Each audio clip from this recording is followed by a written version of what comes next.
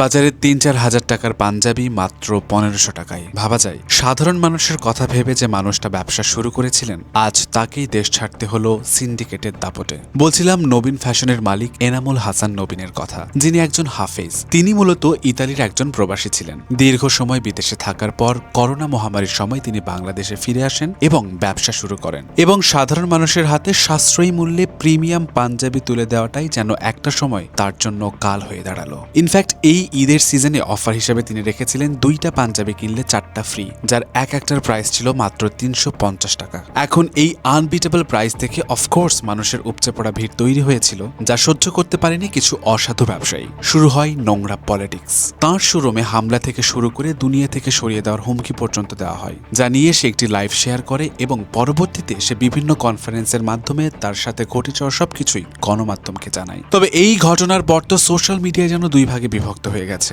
একদল যেমন নবীনের জন্য আফসোস করছে, অন্যদিকে অনেকেই করছে সমালোচনা। কেউ কেউ বলছে এত কম দামে কি সত্যিই পাঞ্জাবি দেওয়া সম্ভব, নাকি এর পেছনে আছে অন্য কোনো সিস্টেম। তো কেউ কেউ আবার প্রশ্ন তুলছে শ্রমিকের মজুরি নিয়ে। তবে তিনি দেশ ছাড়ার আগে সোশ্যাল মিডিয়াতে একটা স্ট্যাটাস লিখে যান, সিংহের মতো বাঁচতে চাই, কিন্তু সিন্ডিকেটের গুলিতে সন্তানদের এতিম করতে চাই না, তাই বাধ্য হয়ে দেশ ছেড়ে চলে যাচ্ছি। পরিস্থিতি স্বাভাবিক হলে ইনশাল্লাহ একদিন ফিরবো। এখন এই স্ট্যাটাসের পর একটাই প্রশ্ন, আমাদের দেশের এই সিন্ডিকেট কি আদৌ পরিস্থিতি স্বাভাবিক হতে দেবে, নাকি এভাবেই হারিয়ে যাবে একের পর এক নবীন? আপনার কি মনে হয়?